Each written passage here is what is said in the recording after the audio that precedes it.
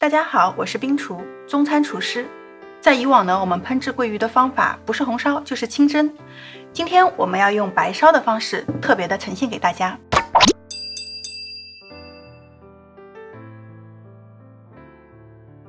今天呢，我们处理桂鱼的方式有一点点特别，我们会将桂鱼提前2个小时左右放入盐水内浸泡，再进行烹煮。这就是江浙比较常见的爆腌的方式。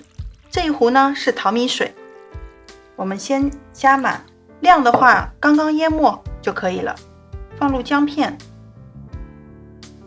花椒粒、盐，要稍微偏咸一点，才能让桂鱼入味。糖和小苏打呢都有可以起到松肉的作用。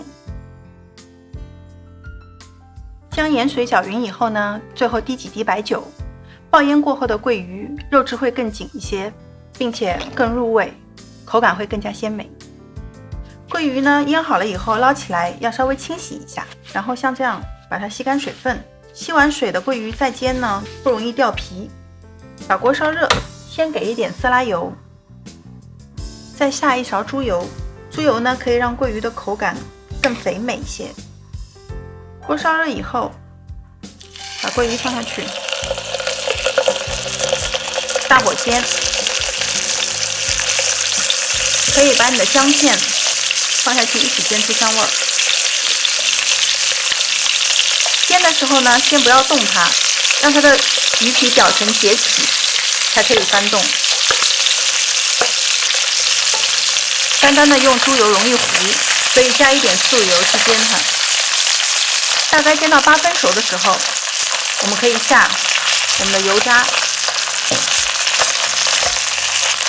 两面都煎好以后，我们冲入开水。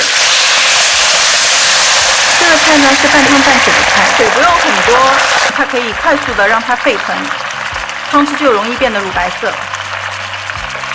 下焯好水的蘑菇。一般来说呢，不用加盐。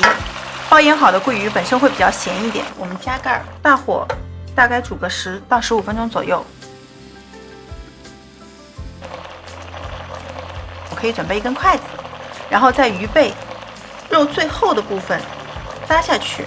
如果鱼肉成熟了呢，你是很容易扎得下去的。